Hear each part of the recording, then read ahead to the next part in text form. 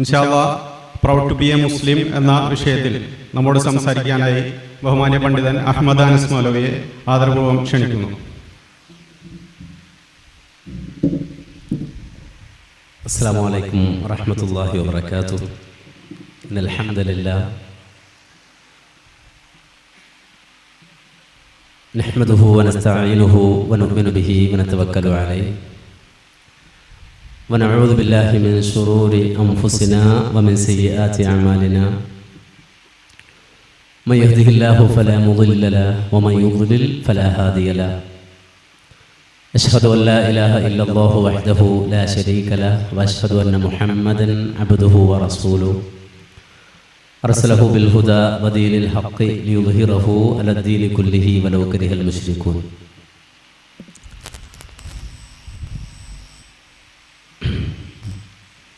അമ്മാ ബഅദു ഫഇന്ന ഖൈറൽ കലാമി കലാമുല്ലാഹ് വഖൈറസ് സുനനി സുനനു മുഹമ്മദിൻ സ്വല്ലല്ലാഹു അലൈഹി വസല്ലം വശറൽ ഉമൂരി മുഹ്ദസാതുഹാ വകുല്ലു മുഹ്ദസത്തിൻ ബിദ്അ വകുല്ലു ബിദ്അത്തിൻ ളലാല. അയ്യുഹൻ നാസ് ഊസീകും ഇബാദല്ലാഹ് വനഫ്സി അവ്വലൻ ബിതഖ്വല്ലാഹ്. വലില്ലാഹിൽ ഇസ്സത്തു വലിറസൂലിഹി വലിൽ മുഅ്മിനീൻ. പ്രിയമുള്ള സഹോദരങ്ങളെ, സുഹൃത്തുക്കളെ, അല്ലാഹുവിൻ്റെ മഹത്തായ അനുഗ്രഹത്താൽ വരുന്ന ജൂലൈ 7 കോഴിക്കോട് സംഘടിപ്പിക്കപ്പെട്ടിട്ടുള്ള വിശാലമായ പ്രൊഫഷണൽ കോൺഫറൻസിൻ്റെ പ്രചരണ ഭാഗമായി സംഘടിപ്പിക്കപ്പെട്ട ഒരു സദസ്സിലാണ് നാമുള്ളത്. മുസ്ലിമായതിൽ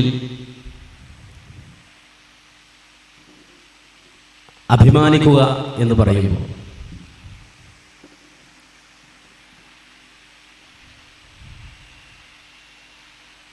ഇരുളിൽ നിന്ന് വെളിച്ചം കണ്ടവൻ്റെ സന്തോഷത്തിൻ്റെ ഭാഗമാണത്.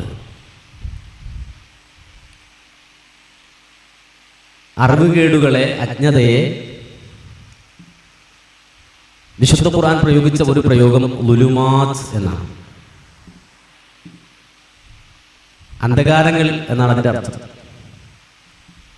അന്ധകാരങ്ങൾ എന്നാണ് പ്രയോഗിച്ചത്. ബഹുവചന പ്രയോഗമാണ് ളുലുമാത്ത്. അതിന് നേരെ എതിരായി ഖുർആൻ പറഞ്ഞത് നൂർ എന്നാണ്. അത് ഏകവചനത്തിലും, അൻവാർ എന്നല്ല. നൂർ എന്ന് പറഞ്ഞാൽ പ്രകാശം എന്നാണ് അതിൻ്റെ അർത്ഥം. അപ്പോൾ പ്രകാശത്തിന് എതിരായ ഒന്നിനെ ളുലുമാത്ത് എന്ന് വിശദീകരിച്ചു. കേരളത്തിൽ ഏതാനും മാസങ്ങൾക്ക് മുമ്പ് നമ്മൾ കേട്ട ഒരു വെല്ലുവിളി ഉണ്ടായി. എക്സ് മുസ്ലിം. ഇപ്പൊ അങ്ങനൊരു വർഗമുണ്ട് നമ്മുടെ നാട്ടിൽ. മുസ്ലിം എന്നതിൻ്റെ പേരോട് ചേർത്ത് മാത്രമേ എക്സ് ഉള്ളൂ. XMB, XMLA എന്നൊക്കെ പറയുന്നത് പോലെ എക്സ് മുസ്ലിം, ഒരു എക്സ് ഹിന്ദു, എക്സ് ക്രിസ്ത്യൻസ് അങ്ങനെയൊന്നും ഉണ്ടാവില്ല. അങ്ങനെ ഒരു സമൂഹം കേരളത്തിൽ രൂപപ്പെട്ട സാഹചര്യത്തിൽ ഇസ്ലാം വിമർശനത്തെ തൻ്റെ ജീവശ്വാസമായി ഏറ്റെടുത്ത ഒരു മാഷ് നടത്തിയ വെല്ലുവിളി നമ്മളെല്ലാം കേട്ടതാണ്. 6-ാം നൂറ്റാണ്ടിലെ കാട്ടറബികളായ ഒരു സംഘം ആളുകൾ, ആ 6-ാം നൂറ്റാണ്ടിലെ കാട്ടറബികളായ മക്കയുടെ പരിസരങ്ങളിൽ മാത്രം ചുറ്റിത്തിരിഞ്ഞിരുന്ന ആളുകൾ 6-ാം നൂറ്റാണ്ടിൽ അവർ അന്ന് ഗ്രഹിച്ച ഒരു ശാസ്ത്ര സത്യത്തിനപ്പുറത്ത് എന്തെങ്കിലും വിശുദ്ധ ഖുർആനിൽ കാണിച്ചു തരാൻ കഴിയുമോ എങ്കിൽ ഞാൻ മുസ്ലിമാകാം എന്ന് വാദിച്ചിട്ടാണ് ആ വെല്ലുവിളി ഉയർത്തിയാൽ രംഗത്ത് വന്നത്. അതിനെ തുടർന്നുണ്ടായ ഒരു സംവാദം നമ്മൾ കാണുകയുണ്ടായി. ആ സംവാദത്തിൽ ഇസ്ലാമിക സമൂഹത്തെ പ്രതികരിച്ചുകൊണ്ട് ഉദ്ധരിച്ച വിശുദ്ധ ഖുർആനിലെ ഒരു വചനമുണ്ട്. ഞാൻ ആ സംഭവം വിശദീകരിക്കലല്ല ഉദ്ദേശിക്കുന്നത്, ആയത്ത് അതുമായി ബന്ധപ്പെട്ട സംഗതികൾ പറയലാണ്. അതുമായി ബന്ധപ്പെട്ടുകൊണ്ട് ഉദ്ധരിക്കപ്പെട്ട സൂറത്തുൻ നൂറിലെ മഹത്തായൊരു വചനം. ആ വചനത്തിൽ ജീവിതത്തിൽ അന്ധകാരത്തിൽ പെട്ടുപോകുന്ന മനുഷ്യരെ കുറിച്ച് പറയുന്നുണ്ട്. അവരുടെ ഉപമ പറയുന്നുണ്ട്. ആ ഉപമ പറയുമ്പോൾ ഖുർആൻ പറഞ്ഞൊരു വാചകം ഔകദുലുമാതിൻ ഫീ ബഹ്രിൽ ലുജ്ജി. അവരുടെ ഉപമ ആഴക്കടലിലെ അന്ധകാരത്തിൽ അകപ്പെട്ടവനെ പോലെയാണ്. വിശുദ്ധ ഖുർആൻ ബഹർ എന്ന് ഒരുപാട് സ്ഥലത്ത് പറയുന്നുണ്ടെങ്കിലും ഒരു സ്ഥലത്ത് മാത്രമാണ് ഖുർആനിൽ ബഹറുൽ ലുജ്ജി എന്ന് പ്രയോഗിക്കുന്നത്. ലുജ്ജി ആയ ബഹർ, ആഴക്കടൽ എന്നാണ് അതിൻ്റെ അർത്ഥം. ആ ആഴക്കടലിലെ വുലുമാത്തുകൾ എന്ന് പറഞ്ഞതിനു ശേഷം എന്തുകൊണ്ടാണ് ആഴക്കടലിൽ അത്രമാത്രം ഇരുൾ ഉണ്ടായത് എന്ന് വിശദീകരിക്കുന്നുണ്ട് ഖുർആൻ. എന്തുകൊണ്ടാണ് ആഴക്കടലിൽ അത്രമാത്രം ഇരുളുണ്ടായത് എന്ന് വിശദീകരിക്കുന്നിടത്ത് ഖുർആൻ പറഞ്ഞു, സമുദ്രത്തിന്റെ അടിത്തട്ടിൽ ഇന്റേണൽ വേവുകളുണ്ട്. നമ്മളൊരു സമുദ്രത്തിന്റെ പുറത്ത് കാണുന്ന എക്സ്റ്റേണൽ വേവുകൾക്ക് പുറമെ അതിന്റെ അടിത്തട്ടിൽ ഇന്റേണൽ വേവുകളുണ്ട്. അവ രണ്ടു തിരമാലകൾ കടലിലുണ്ട്. ഈ രണ്ട് തിരമാലകൾക്ക് മുകളിൽ സഹാബുണ്ട്. സഹാബ് എന്ന് പറഞ്ഞാൽ മേഘ കൂട്ടങ്ങളാണ്.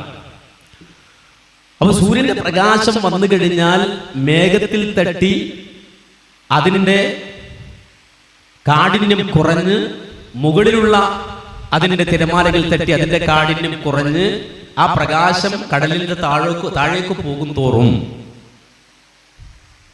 പ്രകാശം കടന്നു ചെല്ലുന്ന സാധ്യതകൾ കുറഞ്ഞു കുറഞ്ഞു വരും. അതിനെ സംബന്ധിച്ച് പഠനങ്ങളുണ്ട്. 30 മീറ്റർ താഴെ ഒരു മനുഷ്യൻ കടലിന്റെ അടിത്തട്ടിലെത്തിയാൽ 30 മീറ്റർ താഴെ വെച്ചുകൊണ്ടൊരു മനുഷ്യന്റെ നരമ്പ് മുറിഞ്ഞ് രക്തം പുറത്തു വന്നാൽ ആ രക്തത്തിന്റെ കളർ ചുവപ്പായിരിക്കില്ല എന്നാണ്. കറുത്ത രക്തമായിരിക്കും പുറത്ത്. എന്തുകൊണ്ടാണ് 30 മീറ്റർ താഴെ വെച്ച് സമുദ്രത്തിന്റെ അടിത്തട്ടിൽ വെച്ചൊരു മനുഷ്യന്റെ ശരീരത്തിൽ നിന്ന് പുറത്തേക്ക് വരുന്ന രക്തത്തിന്റെ നിറം ചുവപ്പാകാത്തത്? കാരണം ആ ചുവപ്പ് പ്രതിഫലിപ്പിക്കാൻ കഴിയില്ല. അങ്ങനെ 7 നിറങ്ങൾ അതിലൊന്നൊന്നായി സമുദ്രത്തിന്റെ അടിത്തട്ടിലേക്ക് പോകുന്ന കണക്കനുസരിച്ചുകൊണ്ട് അതിന്റെ മീറ്റർ അളവ് വെച്ചുകൊണ്ട് ഓരോ കളറുകളും ഇല്ലാതായിക്കൊണ്ടിരിക്കും. കാരണം അവിടെ പ്രകാശത്തിന്റെ സാന്നിധ്യം ഇല്ലാത്തത് കൊണ്ടാണ്. അങ്ങനെ 500 മീറ്റർ കഴിഞ്ഞാൽ പിന്നെ ഖുർആൻ പറഞ്ഞു, സ്വന്തം കൈ പുറത്തെടുത്ത് നോക്കിയാൽ അതുപോലും കാണാത്ത അത്രമാത്രം കൂരിരുട്ടായിരിക്കും എന്ന് പറഞ്ഞു. ഇത് മനുഷ്യന് 6-ാം നൂറ്റാണ്ടിലെന്നല്ല, 7-ാം നൂറ്റാണ്ടിലെന്നല്ല, 10-ാം നൂറ്റാണ്ടിലെന്നല്ല, ഏതാണ്ട് 19-ാം നൂറ്റാണ്ടിൽ പോലും കൃത്യമായി പറയാൻ കഴിയാത്തൊരു സംഗതിയാണ് വിശുദ്ധ ഖുർആൻ സുന്ദരമായി ഒരു ഉപമ വിവരിക്കുമ്പോൾ നമുക്ക് മുന്നിൽ പഠിപ്പിച്ചത്. നമുക്കറിയാം, നമ്മുടെ എറണാകുളം ജില്ലയിലടക്കമുള്ള ചില കോളേജുകളിൽ പഠിപ്പിക്കപ്പെടുന്ന ഓഷ്യനോളജി എന്ന് പറയുന്ന ശാസ്ത്ര വിഭാഗം അവർ പ്രത്യേക ഗവേഷണങ്ങളിലൂടെ മാത്രം അടുത്ത കാലഘട്ടത്തിൽ കണ്ടുപിടിച്ച ഒരു സത്യമാണ്, യാഥാർത്ഥ്യമാണ്. അതിൻ്റെ ഒരുപാട് സയന്റിഫിക്കൽ തെളിവുകൾ നമുക്കിന്ന് അവൈലബിൾ ആണ്. നമ്മൾ നെറ്റ് പരിശോധിച്ചാൽ മതി. ഇവിടെ നമ്മൾ മനസ്സിലാക്കേണ്ടത്, ഇത്രയും വലിയ കടലിന്റെ അടിത്തട്ടിൽ അകപ്പെട്ടു പോയ ഒരു മനുഷ്യൻ എത്ര ഇരുളിലായി പോകുമോ അത്രമാത്രം ഇരുളിലാണ് ഒരു മനുഷ്യൻ അന്ധവിശ്വാസിയായാൽ, ഒരു മനുഷ്യൻ അവിശ്വാസിയായാൽ, ഒരു മനുഷ്യൻ കുഫ്രിൽ അകപ്പെട്ടു പോയാൽ, ഒരു മനുഷ്യൻ ശിർക്കിൽ അകപ്പെട്ടു പോയാൽ അവൻ നിലകൊള്ളുന്നത്. നമ്മളെപ്പോലെ പാന്റും ജീൻസും ബൂട്ടും ടൈയും ഒക്കെ ഉണ്ടാവും. പക്ഷെ അവന്റെ നിലവിലെ അവസ്ഥ, സമുദ്രത്തിന്റെ അടിത്തട്ടിൽ അകപ്പെട്ടു പോയ ഒരാൾ എങ്ങനെയായിരിക്കോ, സ്വന്തം കൈപോലും കാണാൻ കഴിയാത്ത അത്രമാത്രം അന്ധകാരത്തിൽ അവൻ കഴിയുന്ന മാനസികാവസ്ഥയിലായിരിക്കും, അത്തരമൊരു ചിന്തയിലായിരിക്കും, അത്തരമൊരു തോട്ടിലായിരിക്കും അവൻ ജീവിച്ചുകൊണ്ടിരിക്കുന്നത് എന്ന് വളരെ സുന്ദരമായി വിശുദ്ധ ഖുർആൻ വിശദീകരിക്കുന്നു. അതുകൊണ്ടാണ് ഖുർആൻ എന്തിനാണ്, അല്ലെങ്കിൽ ഖുർആൻ നിർവഹിക്കുന്ന ദൗത്യം എന്താണ് എന്ന് വിശദീകരിച്ചപ്പോൾ ഖുർആൻ പറഞ്ഞത് യുഖ്രിജുക്കും മിനദ്ദുലുമാതി ഇലന്നൂർ. വിശുദ്ധ ഖുർആൻ നിങ്ങളെ ക്ഷണിക്കുന്നത് ഇരുളിൽ നിന്ന് പ്രകാശത്തിലേക്ക്. ഈ പ്രകാശത്തിനൊരു പ്രത്യേകതയുണ്ട്. നമുക്കെല്ലാവർക്കും അറിയാം, ഒരു മനുഷ്യനെ ഒരു ഇരുൾ മുറിയിൽ അടച്ചിട്ടിരുന്നാൽ എന്ത് സംഭവിക്കും? നമുക്കറിയാം, ഇപ്പോൾ ഒരുപാട് പഠനങ്ങൾ ആ നിലക്ക് നടത്താറുണ്ട്. ചില ആളുകളെ പ്രത്യേകമായ ഒരു വീട്ടിൽ തന്നെ, ഒരു മുറിയിൽ തന്നെ കൂട്ടിയിട്ട് മാസങ്ങളോളം അവരെ നിരീക്ഷിച്ചു കൊണ്ടിരിക്കുന്ന ഒരുപാട് ഗവേഷണങ്ങൾ തന്നെ നമ്മുടെ നാട്ടിൽ നടക്കുന്നുണ്ട്. അതിൻ്റെ ഒരുപാട് വീഡിയോ ക്ലിപ്സുകൾ നിങ്ങൾക്ക് യൂട്യൂബ് സെർച്ച് ചെയ്താൽ കിട്ടും. പല രാജ്യങ്ങളിൽ നടക്കുന്നത് അവർക്കുണ്ടാകുന്ന മാനസികമായ, ശാരീരികമായ മാറ്റങ്ങളെ സംബന്ധിച്ച്, അവർക്ക് വരുന്ന മെന്റലി ഫിസിക്കലി സംഭവിക്കുന്ന പ്രയാസങ്ങളെ സംബന്ധിച്ചൊക്കെ വളരെ വലിയ പഠനങ്ങൾ ലൈവായി, റിയാലിറ്റിയായി, ചില സ്ഥലങ്ങളിലൊക്കെ അത് ചില പ്രത്യേക പ്രോഗ്രാമുകളായി അവതരിപ്പിക്കപ്പെടുന്നുണ്ട്. ഒരു മനുഷ്യനെ വർഷങ്ങൾ അല്ലെങ്കിൽ മാസങ്ങൾ ഒരു ഇരുളാർന്ന മുറിയിൽ അടച്ചിട്ടു കഴിഞ്ഞാൽ എന്ത് സംഭവിക്കും? എന്ത് സംഭവിക്കുന്നത് ചോദിച്ചാല്, നമ്മുടെ കണ്ണ് നന്നായി നമ്മളിൽ ഒരു 10 മിനിറ്റ് അടച്ചു വെക്കുക, 2 കൈയും അമർത്തി വെക്കുക. അതിനുശേഷം നമ്മുടെ കണ്ണ് തുറക്കുന്ന സമയത്ത് നമ്മുടെ ചുറ്റുപാടുകളിലെ പ്രകാശം നമുക്ക് ഉൾക്കൊള്ളാൻ സാധിക്കില്ല. ഒരു മനുഷ്യനെ 5, 10, 60 കൊല്ലം, അല്ലെങ്കിൽ വേണ്ട ഈ പറഞ്ഞതുപോലെ 1 മാസമോ 2 മാസമോ 3 മാസമോ ഇരുളാർന്ന മുറിയിൽ അടച്ചിട്ടു കഴിഞ്ഞാൽ, ആ ഇരുളിൽ അവൻ താമസിച്ച് അതുമായി അവൻ പൊരുത്തപ്പെട്ട് കഴിഞ്ഞാൽ, ആ മുറിയിൽ ജീവിക്കുന്ന മനുഷ്യന്റെ അടുക്കലേക്ക് അവൻ താമസിക്കുന്ന റൂമിന്റെ ആ താക്കോൽ പഴുതിലൂടെ ചെറിയ ഒരു ലൈറ്റ്, ഒരു വെളിച്ചം അതിന്റെ ഉള്ളിലേക്ക് കടത്തി വിട്ടാൽ അതിന്റെ ഉള്ളിൽ കിടക്കുന്ന ആൾ അസ്വസ്ഥനാവും. അയാൾ ഭ്രാന്തമായ ഒരു അവസ്ഥയിലേക്ക് മാറും, അയാൾ പൊട്ടിത്തെറിക്കും, അയാൾ ചീത്ത വിളിക്കും. കാരണം വെച്ചാൽ ഈ പ്രകാശത്തെ ഉൾക്കൊള്ളാൻ അയാളെ സംബന്ധിച്ചിടത്തോളം സാധ്യമല്ല. പക്ഷെ അവൻ അങ്ങനെ ഒച്ചയിടുമ്പോഴോ അല്ലെങ്കിൽ അത്തരത്തിൽ ആക്ഷേപിക്കുമ്പോഴോ തെറി വിളിക്കുമ്പോഴോ ഇവൻ ലൈറ്റ് ഓഫ് ആക്കി തിരിച്ചു പോന്നാൽ വീണ്ടും അവൻ ആ ഇരുളിൽ തന്നെയായിരിക്കും താമസിക്കുക.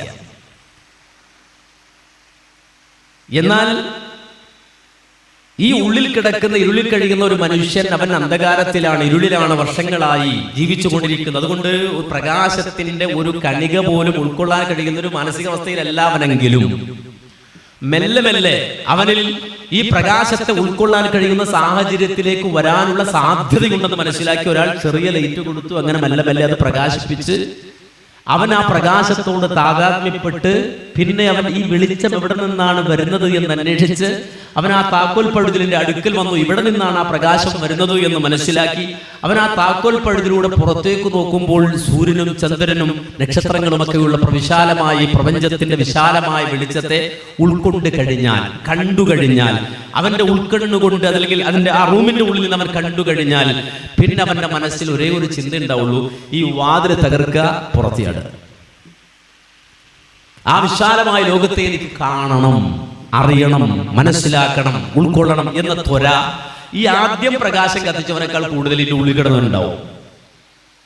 യഥാർത്ഥത്തിൽ അള്ളാഹുവിന്റെ ദീനിന്റെ പ്രത്യേകത എന്ന് പറഞ്ഞാൽ ഇതാണ്. പലപ്പോഴും ഈ പ്രകാശത്തെ അതിന്റെ അങ്ങേയറ്റത്തിൽ നിന്നുകൊണ്ടോ അല്ലെങ്കിൽ അതിന്റെ ഒരു കണിക കണ്ടിട്ട് തെറിപറയുന്ന, ആക്ഷേപിക്കുന്ന, അവഹേളിക്കുന്ന 1000 ആളുകൾ ഉണ്ടാവാം. കാര്യം അവരിരുളിലാണ്. സ്വാഭാവികമായും ഈ പ്രകാശത്തിന്റെ കണിക പോലും ഉൾക്കൊള്ളാൻ കഴിയാത്ത രൂപത്തിൽ നേരത്തെ പറഞ്ഞതുപോലെ സമുദ്രത്തിന്റെ അടിത്തട്ടിൽ സ്വന്തം കരങ്ങൾ പോലും കാണാൻ കഴിയാത്ത അത്രമാത്രം കുറ്റാക്കൂരിട്ടിൽ യുഗങ്ങളോളം അല്ലെങ്കിൽ വർഷങ്ങളോളം താമസിച്ച് പരമ്പരാഗതമായി ആ ഒരു ഇരുളിൽ തന്നെ ജീവിച്ചു വരുന്ന ഒരു മനുഷ്യനെ സംബന്ധിച്ചിടത്തോളം ഈ പ്രകാശത്തിന്റെ കണിക, അതിന്റെ അംശം പോലും ആദ്യമായി ഉൾക്കൊള്ളാൻ കഴിയാത്ത സാഹചര്യത്തിൽ നിന്ന് ഒരു മനുഷ്യൻ തെളിച്ചു കൊടുക്കുന്ന ചെറിയൊരു വെട്ടം, ആ വെട്ടം കണ്ടതിന്റെ പരിസരത്ത് വന്ന് നോക്കി ആ താക്കോൽ പഴുതിലൂടെ പുറത്തേക്ക് നോക്കുമ്പോൾ വിശാലമായ ദീനിന്റെ, ഇസ്ലാമിന്റെ സുന്ദരമായ മേച്ചിൽപ്പുറങ്ങളും അതുപോലെ തന്നെ അതിന്റെ അന്തരീക്ഷവും അതിന്റെ സാഹചര്യവും കണ്ടാൽ പിന്നെ വാതിൽ തകർത്ത് പുറത്തുവല്ലാണ്. ഇപ്പൊ ഞാനിങ്ങോട്ട് വരുമ്പോ ഷൗക്കത്ത് അലിയുമായിട്ട് അങ്ങോട്ട് വന്നത്. അദ്ദേഹം എഴുതിയ ഒരു കുറിപ്പിനെ സംബന്ധിച്ച് അദ്ദേഹം പറഞ്ഞു, ബാർബോയ് അഥവാ ബാറിൽ വരുന്ന ആളുകൾക്ക് മദ്യമൊഴിച്ചു കൊടുക്കുന്ന ആ ഒരു പണിയിൽ ഏർപ്പെട്ടിരുന്നത്. കാര്യം എല്ലാ ആഭാസങ്ങളും അരങ്ങേറുന്ന ഇടമാണ് ബാർ. നമുക്കെല്ലാവർക്കും അറിയാം, കള്ളുഷാപ്പ്, മദ്യഷാപ്പ് എന്ന് പറഞ്ഞാൽ എല്ലാവിധ അനാശാസ്യങ്ങളും എല്ലാവിധ കൊള്ളരുതായ്മകളും അടിഞ്ഞുകൂടുന്ന അതിന്റെ കേന്ദ്രമാണ് യഥാർത്ഥത്തിൽ ബാറുകൾ, മദ്യശാലകൾ. അവിടുത്തെ ബാർബോയ്, കള്ളുകുടിയന്മാർക്ക് മദ്യമൊഴിച്ചു കൊടുക്കുന്ന ആൾ, ആ മനുഷ്യൻ വിശുദ്ധ ഖുർആനിലെ അവസാന ജുസ്ഇലെ 30-ാം ജുസ്ഇലെ സൂറത്തു നബ എന്ന് പറയുന്ന ആ സൂറത്ത്, അതിന്റെ ആശയം, അതിന്റെ അർത്ഥം ഒരു തവണ അദ്ദേഹം മനസ്സിലാക്കുകയാണ്. ആ സൂറത്തു നബ എന്താണ് എന്ന് മനസ്സിലാക്കി കഴിഞ്ഞപ്പോ കയ്യിലെ മദ്യത്തിന്റെ ചഷകം ദൂരേക്ക് വലിച്ചെറിഞ്ഞ്, തന്റെ ജോലി വലിച്ചെറിഞ്ഞ്, താൻ ഇതുവരെ ചെയ്തിരുന്ന തന്റെ വരുമാന മാർഗം വലിച്ചെറിഞ്ഞ് ആ ആഭാസ കേന്ദ്രത്തിൽ ചാടി പുറത്തു വന്ന് ദീൻ സ്വീകരിക്കണം.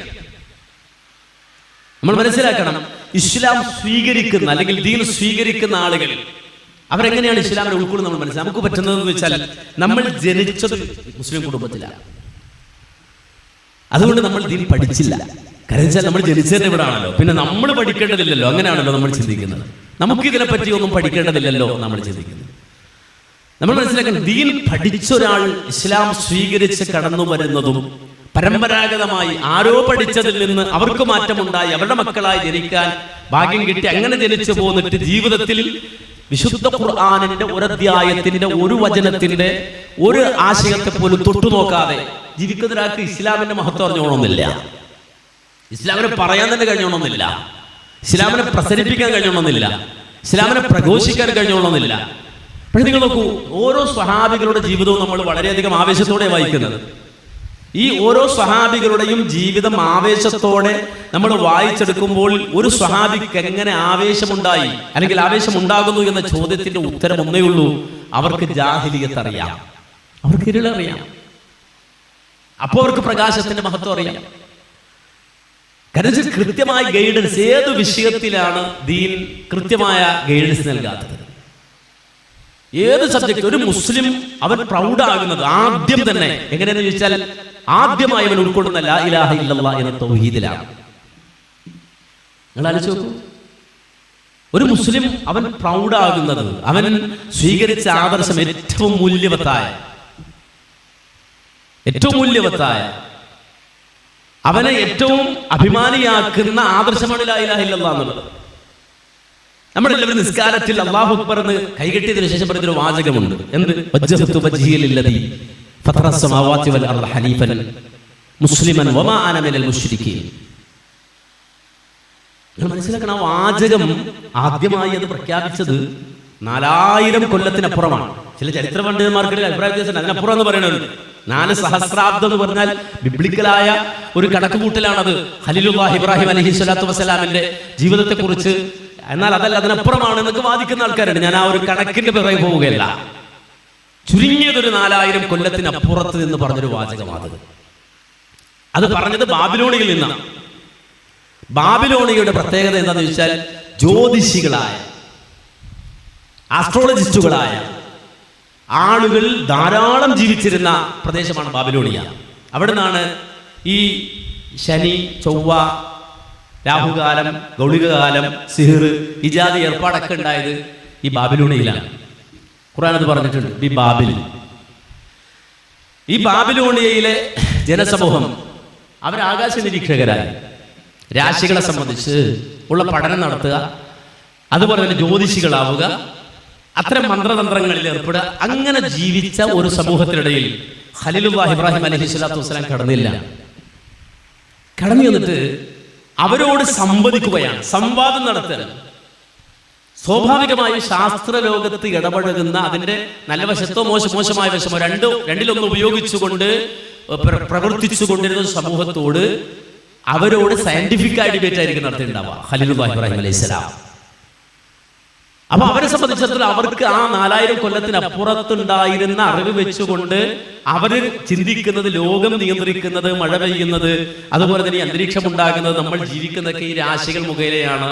ഈ സൂര്യനും ചന്ദ്രനും നക്ഷത്രങ്ങളും അടങ്ങുന്ന ഈ ലോകത്തുള്ള ഈ പ്രതിഭാസങ്ങളിലൂടെയാണ് നമുക്ക് ഖൈറുൽ ശർറൊക്കെ ഉണ്ടാകുന്നത് ഇന്ന് ജ്യോതിഷികൾ വിശ്വസിക്കുന്നത് പോലെ ആ വർഷങ്ങൾക്കപ്പുറത്ത് അല്ലെങ്കിൽ സഹസ്രാബ്ദങ്ങൾക്കപ്പുറത്ത് അന്നത്തെ പരിമിതമായ അറിവ് കൊണ്ട് തെറ്റിദ്ധരിച്ച ഒരു ജനതയുടെ മുന്നിൽ ഇബ്രാഹിം അലൈഹിസ്സലാത്തു വസ്സലാം എഴുന്നേറ്റ് എന്ന് പറയുന്നത്, ഇന്നി വജ്ജഹ്തു വജ്ഹിയ ലില്ലദീ ഫതറസ് സമാവാതി വൽ അർള ഹനീഫൻ മുസ്ലിമൻ. ഞാൻ ശനിയെ ആരാധിക്കുന്നവനല്ല, ഞാൻ ചൊവ്വയെ ആരാധിക്കുന്നവനല്ല, ഞാൻ സൂര്യനെ ആരാധിക്കുന്നവനല്ല, ഞാൻ സൂര്യനെയോ ചന്ദ്രനെയോ നക്ഷത്രങ്ങളെയോ ഒന്നും ആരാധിക്കുന്നില്ല എന്ന് പറയുന്നത് ഒരു ടെലസ്കോപ്പ് പോലും കണ്ടുപിടിച്ചിട്ടില്ലാത്ത കാലഘട്ടത്തിലാണ്. ഇന്നൊരാളെന്ന് പറയുന്നതിൽ അത്ഭുതമില്ല. കാര്യം ഇന്ന് നമ്മൾ ചന്ദ്രയാൻ നടത്തുകയാണ്, മംഗൾയാൻ നടത്തുകയാണ്. ചൊവ്വാദോഷം എന്ന് ഇന്ന് ആർക്കാ പറയാൻ പറ്റുക? ഇന്ന് നമ്മുടെ നാട്ടിൽ ആളുകൾ ഇന്നും കല്യാണം മുടക്കുന്നുണ്ട്. ചൊവ്വ ഒരുപാട് പെണ്ണുങ്ങളുടെ കല്യാണം മുടക്കുന്നതാണ് ചൊവ്വാദോഷം എന്നൊക്കെ പറഞ്ഞിട്ട്. ഇന്നും മനുഷ്യൻ മംഗൾയാനോ ചന്ദ്രയാനോ ഒക്കെ നടത്തുകയാണ്. അപ്പോ ഇന്നത്തെ ഒരവസ്ഥയിൽ നിന്ന് അല്ലത് പറയുന്നത്, നേരെ മറിച്ച് ഒരു ടെലസ്കോപ്പ് പോലും കണ്ടുപിടിച്ചിട്ടില്ലാത്ത കാലഘട്ടത്തിൽ സൂര്യനോ ചന്ദ്രനോ നക്ഷത്രങ്ങളോ ഇതൊന്നും ദൈവമല്ല, ക്രിയേറ്റർ അല്ല. ഇതൊക്കെ ക്രിയേഷനാണ്, ഇതൊക്കെ പടക്കപ്പെട്ടതാണ് എന്ന് തിരിച്ചറിഞ്ഞ് ഇതിന്റെ പുറമെ ഒരു പടച്ചവനുണ്ട് എന്ന അറിവ് പ്രഖ്യാപിക്കാൻ കഴിയുക എന്ന് പറഞ്ഞാൽ അതിന്റെ പേരാണ് യഥാർത്ഥത്തിൽ ഇൽമ്. അതിന്റെ പേരാണ് യഥാർത്ഥത്തിൽ ഏറ്റവും, അഥവാ നൂറ്റാണ്ടുകൾക്ക് ഇപ്പുറവും ഏറ്റവും സുന്ദരമായി അവതരിപ്പിക്കാൻ കഴിയുന്ന ആദർശം ലാ ഇലാഹ ഇല്ലല്ലാഹ് തൗഹീദ്. വജ്ജഹ്തു വജ്ഹിയ ലില്ലദീ ഫതറസ് സമാവാതി വൽ അർള ഹനീഫൻ മുസ്ലിമ. അലൈ ഫതറസ് സമാവാതി വൽ അർള ഹനീഫ വമാ അന മിനൽ മുശ്രിക്കീൻ. അത് ഈ സൂര്യനെയും ചന്ദ്രനെയും നക്ഷത്രങ്ങളെയും ഒക്കെ സൃഷ്ടിച്ചവൻ, പടച്ചവൻ, ഒരുക്കിയവൻ, സംവിധാനിച്ചവൻ, അവനിലേക്ക് മാത്രമേ ഞാൻ തിരിയൂ. ഇത് പറയലാണ് ഏറ്റവും ഒരു മനുഷ്യ ജീവിതത്തിലെ പ്രൗഡ് മൂമെന്റ് എന്ന് പറയുന്നത്, അഭിമാനകരമായ നിമിഷം എന്ന് പറയുന്നത്. കാരണം അവൻ ഒരു തിരിച്ചറിവിന്റെ ലോകത്താണ്, അവൻ അജ്ഞതയുടെ ലോകത്തല്ല, അറിവുകേടിന്റെ ലോകത്തല്ല, വിവരക്കേടിന്റെ ലോകത്തല്ല, അന്ധവിശ്വാസത്തിന്റെ ലോകത്തല്ല. നേരെ മറിച്ച് സമർത്ഥമായി നൂറ്റാണ്ടുകൾക്ക് ഇപ്പുറത്തും അഭിമാനത്തോടെ പറയാൻ കഴിയുന്ന തൗഹീദിന്റെ സുന്ദരമായ ഒരു പ്രഖ്യാപനമാണ്. അതുകൊണ്ടാണ് ഇസ്ലാമിനെ നിരീക്ഷിച്ച, ഇസ്ലാമിനെ പുറത്തു നിന്ന് നോക്കിക്കണ്ട മുസ്ലിമല്ലാത്ത ആളുകൾ പറഞ്ഞത്, ഇസ്ലാമിക സമൂഹത്തിൽ ആണ് ഏറ്റവും അധികം ശാസ്ത്രകാരന്മാരുണ്ടായത്. മധ്യകാല ചരിത്രം പരിശോധിച്ചാൽ യൂറോപ്പിന്റെ നവോത്ഥാനത്തിന് പോലും പ്രേരകമായ ഇസ്ലാമിക വൈജ്ഞാനിക ശാഖകളാണ്. അത് അസന്നിഗ്ധമായി പ്രഖ്യാപിക്കപ്പെട്ട കാര്യം. വൃത്തി മുതൽ ഒരു മനുഷ്യ ജീവിതത്തിന്റെ സകല മേഖലകളിലും കൃത്യമായി ഇടപെട്ടുകൊണ്ട് ശാസ്ത്രീയമായ ഇടപെടലുകളും കൃത്യമായ ഗൈഡൻസുകളും നൽകിയ മതം ഇസ്ലാം മാത്രമാണ്.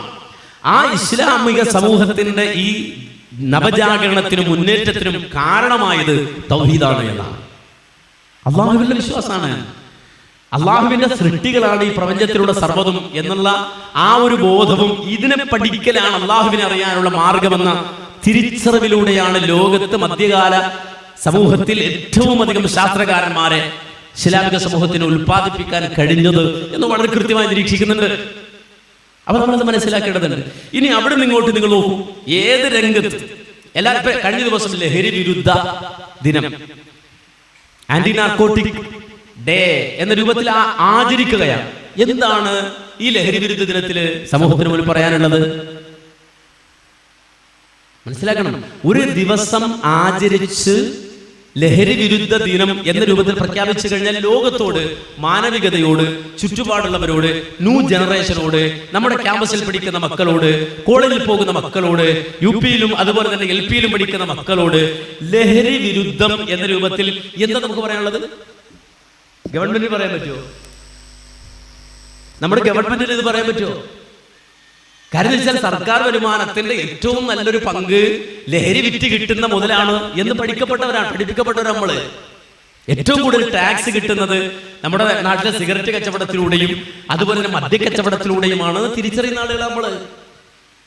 അത് വാങ്ങുന്നത് സർക്കാരാണെന്നാണ്. നമുക്ക് കിട്ടുന്ന പല ആനുകൂല്യങ്ങളും ഇത്തരത്തിൽ സർക്കാരിന് കിട്ടുന്ന ടാക്സിലൂടെയാണ് തിരിച്ചറിയുന്ന ആളുകൾ നമ്മള്. അപ്പോ ഈ കേരള സംസ്ഥാനത്തെ തന്നെ പിടിച്ചിരുത്തുന്നത് കുടിയന്മാരാണ് എന്ന അഭിമാനത്തോടെ കള്ളുകുടിയന്മാര് പ്രഖ്യാപിക്കുകയാണ്. അപ്പൊ നമ്മൾ മനസ്സിലാക്കും, ലഹരി വിരുദ്ധ ദിനത്തിൽ ഈ സമൂഹത്തോട് പറയാനുള്ളത് എന്താണ്? ഇസ്ലാം വളരെ കൃത്യമായി പറഞ്ഞ ഒരു ചെറുലഹരിയാണെങ്കിൽ പോലും അത് ഖംറിന്റെ ഗണത്തിലാണ്, കള്ളിന്റെ ഗണത്തിലാണ് പെടുന്നത്. അതുകൊണ്ട് ഒരു ചെറുലഹരി പോലും ഹറാമാണ്, നിഷിദ്ധമാണ് എന്ന അസന്നിഗ്ധമായ പ്രഖ്യാപനം അല്ലേ ലോകത്തിന് മുന്നിൽ പറയാനുള്ളത്? അതാണ് ഇസ്ലാം. അതൊരു പ്രൗഢാണ്, അഭിമാനത്തോടെ പറയാം. മനസ്സിലാക്കണം, ഈ കഴിഞ്ഞ ദിവസം മിനിഞ്ഞാന്ന് ജോർജിയയിലോ മറ്റോ 2 അമേരിക്കൻ പ്രസിഡന്റുമാർ തമ്മിലുള്ള സംവാദം, ഡിബേറ്റ്. നമ്മുടെ ജോർജ് ബൈഡനും പിന്നെ ഡൊണാൾഡ് ട്രംപും ഈ കഴിഞ്ഞ ദിവസം വലിയ ചർച്ചയായിരുന്നു ആഗോള മീഡിയകളിൽ. ഡിബേറ്റാണ്, കാര്യം അമേരിക്കയിൽ തെരഞ്ഞെടുപ്പ് വരെയാണ്. അതിന്റെ ഭാഗമായി അവിടെയുള്ള പ്രധാനപ്പെട്ട 2 പാർട്ടിയുടെ സ്ഥാനാർത്ഥികളായി നിൽക്കുന്ന നിലവിലെ പ്രസിഡന്റും മുൻ പ്രസിഡന്റും തമ്മിലൊരു ഡിബേറ്റ് നടന്നു. എന്താ ഡിബേറ്റിലെ വിഷയം? എന്തായിരുന്നു ഡിബേറ്റിലെ വിഷയം? ഒന്ന്, അവിടുത്തെ സാമ്പത്തിക പ്രശ്നങ്ങളാണ്. അതുപോലെ ആ സാമ്പത്തിക പ്രശ്നങ്ങൾക്കൊപ്പം ആ ഡിബേറ്റിൽ ഏറ്റവും വലിയ ചർച്ച നടന്നത് അമേരിക്കയിൽ നടക്കുന്ന ഗർഭചിത്രങ്ങളെ സംബന്ധിച്ചാണ്, അബോർഷനുകൾ. നിങ്ങൾ മനസ്സിലായി, അടുത്ത തെരഞ്ഞെടുപ്പിൽ ആര് പ്രസിഡന്റ് ആകണം അമേരിക്കയിൽ എന്ന് തീരുമാനിക്കാൻ വേണ്ടി നടത്തിയ സംവാദം, ഡിബേറ്റ്. ആ ഡിബേറ്റിൽ നമുക്കറിയാം ട്രംപ് മുന്നോട്ട് വെക്കുന്ന ആശയം എന്താണെന്ന് ചോദിച്ചാൽ, ഡിബേറ്റിൽ കൊണ്ടുവരുന്ന സബ്ജക്ട് എന്താണെന്ന് ചോദിച്ചാൽ അമേരിക്കയിൽ നടക്കുന്ന ഗർഭചിത്രങ്ങളെ സംബന്ധിച്ച്. അതിന് മറുപടി പറയാൻ നിലവിലെ പ്രസിഡന്റ് കഴിഞ്ഞില്ല. പ്രസിഡന്റ് ആകെ തകർന്നുപോയി. ആകെ 81 വയസ്സായി എന്ന് പറഞ്ഞാൽ അദ്ദേഹത്തിന്റെ പാർട്ടിക്കാരുടെ പ്രസിഡന്റ് ആക്കാണ്. ഞാനിത് ഇവിടെ സൂചിപ്പിക്കാൻ കാര്യം എന്താണെന്ന് വെച്ചാല്, നമ്മൾ മനസ്സിലാക്കേണ്ടതാണെന്ന് വെച്ചാൽ ഇസ്ലാം എന്തുകൊണ്ട് പ്രൗഢാണ്, അല്ലെങ്കിൽ ഒരു മുസ്ലിം എന്തുകൊണ്ട് പ്രൗഡ് ആയിരിക്കണം എന്നതിനെ സംബന്ധിച്ച് മനസ്സിലാക്കുമ്പോഴാണ് ഗർഭചിത്രം എന്നുള്ളത്, അബോർഷൻ എന്നുള്ളത് ഒരു വലിയ രാജ്യത്തിൽ അഥവാ ലോകത്തെ ഏറ്റവും വലിയ സാമ്പത്തിക ഔന്നിത്യത്തിൽ നിൽക്കുന്ന ഒരു രാജ്യത്തെ പ്രസിഡന്റ് സ്ഥാനാർത്ഥികൾക്കിടയിലുള്ള സംവാദ വിഷയമാകുന്നത് എങ്ങനെയാണ്? അതെങ്ങനെ സംവാദ വിഷയമാകുക? കേരളത്തിൽ അങ്ങനെ ഡിബേറ്റ് നടക്കും? നിങ്ങൾ ആലോചിച്ചൊക്കെയാണ്. നമ്മുടെ നാട്ടിൽ അങ്ങനെ ഡിബേറ്റ് നടക്കും? നമ്മുടെ നാട്ടിൽ അബോർഷൻ കൂടാണ്.